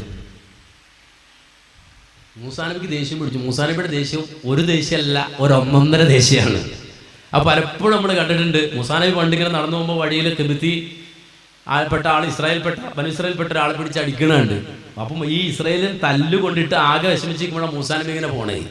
അപ്പം മൂസാ നബിയെ കണ്ടപ്പോൾ ഇയാൾക്ക് സന്തോഷമായി. കാരണം ഇയാൾ വിളിച്ചു, മൂസാ, ഞാൻ അടികൊണ്ടില്ല, ഇവരെൻ്റെ തല്ലാണ് എന്ന് പറഞ്ഞു. മൂസാ നബി അങ്ങോട്ട് ചെന്ന് ഖുർആൻ പറഞ്ഞു, ഫവക്കസഹു മൂസാ, മൂസാ നബി ഒന്ന് വക്കസീന്ന്. മൂസാ നബി വക്കസിയപ്പോൾ മൂപ്പര അങ്ങോട്ട് ഭരിച്ചു പോയി, ആജാദി വക്കസായി പോയി. അതാ മൂസാ നബിയുടെ കരുത്തതാണ്. ആ മൂസാ നബി ഓടിച്ചെന്ന് ചാടി പ്രതികരിച്ചു ഖദർ അലൈഹി സ്വലാത്തു വസ്സലാം, നിങ്ങൾ എന്തായി കാണിക്കണം, ഫ്രീ ടിക്കറ്റ്, ഫ്രീ യാത്ര, 2 കപ്പൽ പിടിക്കുകയെ. ചാടി കയറി ഇടപെട്ടപ്പോൾ മറ്റേ പറഞ്ഞു, ഞാൻ പറഞ്ഞതാണ് വരണ്ട, നിങ്ങൾ എൻ്റെ കൂടെ വരണ്ടാന്ന് നേരത്തെ പറഞ്ഞാണ്, പിന്നെ ചാടി കയറി വന്നിട്ട് വെറുതെ പറയണം, നിങ്ങൾ എൻ്റെ കൂടെ വന്നാൽ നിങ്ങൾക്ക് ക്ഷമിക്കാൻ കഴിയില്ല, നിങ്ങൾ പോയി കളി. അപ്പോൾ മൂസാ നബി പറഞ്ഞു, സോറി, അബദ്ധം പറ്റിയാണ്, ഞാൻ മുണ്ടൂല, പൊളിക്കേ തകർക്കേ എന്തുകൊണ്ട് ചെയ്തോ. അങ്ങനെ ഈ പോക്കിൽ ഒരുപാട് സംഗതികൾ കണ്ടു. ഇതൊക്കെ കഴിഞ്ഞതിന് ശേഷം മൂസാ അലൈഹി സ്വലാത്തു വസ്സലാമിനെ കൊണ്ടുവരടുത്ത് ഇരുത്തി. അപ്പോൾ പലയിടത്തും പ്രശ്നം ഉണ്ടാക്കണം മൂസാ നബി. അവിടെ കൊണ്ട് എഴുതി ഖദർ അലൈഹി സ്വലാം ഓരോന്നിനും വിശദീകരണം കൊടുത്തു. വിശദീകരണം കൊടുത്ത കൂട്ടത്തിൽ ഈ കപ്പൽ പൊളിച്ചതിനാണ് വിശദീകരണം കൊടുക്കുന്നത്. വളരെ മനോഹരമായി ഖുർആൻ അവതരിപ്പിക്കുന്നുണ്ട്. എന്തിനാ ഈ കപ്പൽ പൊളിച്ച്? ഈ കപ്പൽ പൊളിച്ചതിനാന്ന് ചോദിച്ചപ്പോ ഖദർ അലൈഹി സ്വലാത്തു വസ്സലാം മൂസാ നബിയോട് പറഞ്ഞത് ഇന്നഹ സഫീനത്തു മസാകി, അത് കുറച്ച് മിസ്കിന്മാരുടെ കപ്പലാണ്. അപ്പൊ എന്താ വെച്ചാൽ ആ കപ്പൽ ഇങ്ങനെ പോകുമ്പോൾ അവിടെ ഒരു രാജാവുണ്ട്, ഒരു നാട്ടുരാജാവ്. അയാൾ അതിലേ പോണ കപ്പലൊക്കെ കൊള്ളയടിക്കുകയാണ്. അപ്പോൾ ഒരു നല്ല കപ്പൽ വന്നാൽ പിടിച്ച് കൊള്ളയടിക്കുകയാണ്. ഇതൊരു തകർന്ന കപ്പലാന്ന് കണ്ടാൽ മൂപ്പരങ്ങോട്ട് വിടും. അതിനു വേണ്ടിയാണ് ഞാനത് പൊളിച്ചത്. അവിടെ അദ്ദേഹം പറഞ്ഞൊരു വാചകം നിങ്ങൾ ഇന്നഹാദിഹി സഫീനത്തു മസാകീൻ. ശരിയാണോ ആ പ്രയോഗം? ആ പ്രയോഗം ശരിയാണോ? കപ്പലുള്ള മിസ്കീനോ? ലോകത്ത് എവിടെങ്കിലും അങ്ങനെ മിസ്കീനുണ്ടോ? കപ്പലുള്ള ആള് മിസ്കീനാ? കപ്പലുള്ള ആള് മിസ്കീനാണോ? ബോട്ടുള്ള ആള് മിസ്കീനാണോ? കപ്പൽ പോട്ടെ, അവിടെ കൊച്ചി പോയ ഒരു ബോട്ട് ഉണ്ടെങ്കിൽ അയാൾ മുതലാളിയാ. ബോട്ട് മുതലാളി എന്നാ പറയാ. ഒരു കപ്പൽ ചാലിലൂടെ ഓടണമെങ്കിൽ എത്ര ലക്ഷം ഡോളർ ചെലവഴിക്കണം? ഒരു കപ്പൽ ഇവിടുന്ന് ഓടി സൂയസ് കനാലൊക്കെ ചാടി അപ്പുറം പോകണമെങ്കിൽ അതിന്റെ ഫ്യൂവൽ ചെലവ് നിങ്ങളൊന്ന് അന്വേഷിച്ച് നോക്കുക, അല്ലെങ്കിൽ നിങ്ങൾ സെർച്ച് ചെയ്ത് നോക്കുക. എത്ര ലക്ഷം രൂപ വേണം അതിന്റെ ഫ്യൂവൽ ചാർജ്? അപ്പൊ വണ്ടി ഓടണമെങ്കിൽ തന്നെ പൈസ വേണം. പിന്നെ കപ്പലിൽ അപ്പോ ഇന്നഹ സഫീനത്തു മസാക്കി എന്ന് പറയണമെങ്കിൽ, ഇത് മിസ്കിന്മാരുടെ കപ്പൽ എന്ന് പറയണമെങ്കിൽ ഇസ്ലാം ഉയർത്തിപ്പിടിക്കുന്ന വലിയ ഒരു സങ്കല്പമുണ്ട്. മിസ്കീന് കപ്പലുള്ള, മിസ്കീൻ കപ്പലോടിക്കുന്ന ഒരു വലിയ എക്കോണമിക്കൽ സിസ്റ്റം ഡെവലപ്പ് ചെയ്തിട്ടുണ്ട് വിശുദ്ധ ഇസ്ലാം. ഒരു മിസ്കീന് കപ്പലിനെ കുറിച്ച് ആലോചിക്കാൻ കഴിയില്ലെന്നല്ല, അവന് കപ്പലുണ്ടാവും. ആർക്കൊരു മിസ്കീന് കപ്പലുണ്ടാവും, മിസ്കീന്മാർക്ക് കപ്പലുണ്ടാവും. ആലോചിച്ച് നോക്കുക. അപ്പൊ ദീൻ എന്ന് പറഞ്ഞാൽ അള്ളാഹുവിന്റെ ദീൻ മുന്നോട്ട് വെക്കുന്ന ഓരോ കാഴ്ചപ്പാടുകൾ, ആ കാഴ്ചപ്പാടുകളെ സംബന്ധിച്ച് ചിന്തിച്ച് അതിനെപ്പറ്റി ആലോചിച്ച് കഴിയുമ്പോൾ നമ്മൾ അറിയാതെ ഉള്ളകം കൊണ്ട് പറയുന്ന ഒരു വാചകമുണ്ട്. അത് വിശുദ്ധ ഖുർആൻ വിശദീകരിക്കേണ്ട. സ്വർഗത്തിലെത്തിയ ഒരാള് അയാൾ സ്വർഗം മുന്നിൽ നിൽക്കുമ്പോ അയാൾ തിരിഞ്ഞു നിൽക്കും. മുന്നിൽ സ്വർഗം നിർത്തിയിട്ട് അയാൾ തിരിഞ്ഞു നോക്കിയിട്ട് പറഞ്ഞൊരു വാചകമുണ്ട്, അൽഹംദുലില്ലാഹില്ലദീ ഹദാനാ ലിഹാദാ വമാ കുന്നാ ലിനഹ്തദിയ ലൗലാ അൻ ഹദാനല്ലാഹ്. അതാണ് ഏറ്റവും വലിയ പ്രൗഡ് മൂവ്മെന്റ്. സ്വർഗത്തിൽ എത്തിയ മനുഷ്യൻ അവിടെ തിരിഞ്ഞു നോക്കുകയാണ് തന്റെ ജീവിതത്തിലേക്ക്. എന്നിട്ട് അവൻ പറയാണ് എന്ത്? അൽഹംദുലില്ലാഹില്ലദീ ഹദാനാ ലിഹാദാ വമാ കുന്നാ ലിനഹ്തദിയ ലൗലാ അൻ ഹദാനല്ലാഹ്. അല്ലാഹുവേ, ഈ വഴി, ഈ മാർഗം എനിക്ക് തന്ന നിനക്കാവുന്നു സർവസ്തുതിയും. നീ തന്നില്ലായിരുന്നെങ്കിൽ എനിക്ക് കിട്ടുമായിരുന്നില്ല. ഈ വഴി നീ എനിക്ക് തുറന്നു തന്നില്ലെങ്കിൽ എനിക്ക് കിട്ടുമായിരുന്നില്ല എന്ന് ഒരു മുഅ്മിൻ പറയുന്ന രംഗത്തെക്കുറിച്ച് വിശുദ്ധ ഖുർആൻ പറയുമ്പോൾ മനസ്സിലാക്കണം, താൻ ഉൾക്കൊണ്ട ആദർശത്തെ സംബന്ധിച്ച അഭിമാനബോധമാണ് ആ പ്രകടിപ്പിക്കുന്നത്. അത് ഉൾക്കൊള്ളാൻ ജീവിച്ചിരിക്കുമ്പോൾ നമുക്ക് സാധിക്കേണ്ടതുണ്ട്. ഇതൊരു വെളിച്ചമാണെന്നും പ്രകാശമാണെന്നും ഇത് അഭിമാനമാണെന്നും അതാണ് ഖുർആൻ പറഞ്ഞത്. ഖുർആൻ പറഞ്ഞു വലില്ലാഹിൽ ഇസ്സ വലിറസൂലിഹി വലിൽ മുഅ്മിനീൻ വലാകിനൽ മുനാഫിഖീൻ ലാ യഅലമൂൻ. ഖുർആൻ പറഞ്ഞില്ലേ? എപ്പോഴാ പറഞ്ഞറിയോ? മദീനയിലേക്ക് ഈ ആളുകൾ, ഈ ദരിദ്രവാസികൾ, വിശ്വാസികൾ നോക്കിയിട്ട് മുനാഫിക്കുകൾ പറഞ്ഞാണ്, ഈ ദരിദ്രവാസികൾ ഒരു ഇസ്സത്തും ഇല്ലാത്ത, ഒന്നുമില്ലാത്ത ഈ ആളുകൾ ഇവിടെ വന്നാൽ അവരെ അടിച്ചു പുറത്താക്കണം. നമ്മളൊക്കെ എന്തിനാ ഇവരെ പേറുന്നത്? ഈ മുസ്ലിങ്ങൾ എന്ന് പറയണ ഈ ആൾക്കാരൊക്കെ നമ്മളെന്തിനാ പേറുന്നത് എന്ന് അവർ പറഞ്ഞപ്പോൾ അള്ളാഹ് പറഞ്ഞ മറുപടിയാണ് വലില്ലാഹിൽ ഇസ്സ വലിറസൂലിഹി വലിൽ മുഅ്മിനീൻ. അള്ളാഹുവിനും റസൂലിനും വിശ്വാസികൾക്കുമാണോ അഭിമാനം. വലാകിനൽ മുനാഫിഖീൻ ലാ യഅലമൂൻ. മുനാഫിക്കുകൾക്ക് ഒരു ചുക്കും തിരിയൂല എന്ന് വിശുദ്ധ ഖുർആൻ അതിന് മറുപടി പറഞ്ഞിട്ടുണ്ടെങ്കിൽ ആ ഒരു ഇസ്സത്തോടെ അസീസായ റബ്ബിന്റെ ഇസ്സത്തുള്ള അടിമകളായി ജീവിക്കാൻ, അത് ജീവിതത്തിന്റെ ഏറ്റവും അഭിമാനമായി ഉൾക്കൊള്ളാൻ നമുക്ക് സാധിക്കണം. അള്ളാഹു അതിന് തൗഫീഖ് തരുമാറാകട്ടെ എന്ന് പ്രാർത്ഥിച്ചുകൊണ്ട് ഇൻഷാ അല്ലാഹ് നമ്മുടെ ഈ പ്രൊഫഷണൽ കോൺഫറൻസിലേക്ക് നമ്മുടെ നാട്ടിൽ നമുക്കറിയുന്ന നമ്മുടെ സഹോദരങ്ങളെ കൂടി എത്തിക്കുകയും കൂടുതൽ സജീവമായി ദീനിയായ ചർച്ചകളിലേക്ക് നമ്മയും നമ്മുടെ കുടുംബത്തെയും എത്തിക്കാൻ ശ്രമിക്കുകയും ചെയ്യണമെന്ന് ഉണർത്തി എൻ്റെ വാക്കുകൾക്ക് വിരാമം കുറിക്കുന്നു. അല്ലാഹു സുബ്ഹാനഹു വ തആല സ്വാലിഹായ ഒരു അമലായി ഇത് ഖബൂൽ ചെയ്യുമാറാകട്ടെ എന്ന് പ്രാർത്ഥിക്കുന്നു. റബ്ബനാ തഖബ്ബൽ മിന്നാ ഇന്നക അന്തസ് സമീഉൽ അലീം വതുബ് അലൈനാ ഇന്നക അന്തത് തവ്വാബുർ റഹീം. വൽഹംദുലില്ലാഹി റബ്ബിൽ ആലമീൻ. അസ്സലാമു അലൈക്കും വറഹ്മത്തുള്ളാഹി വബറകാതുഹു.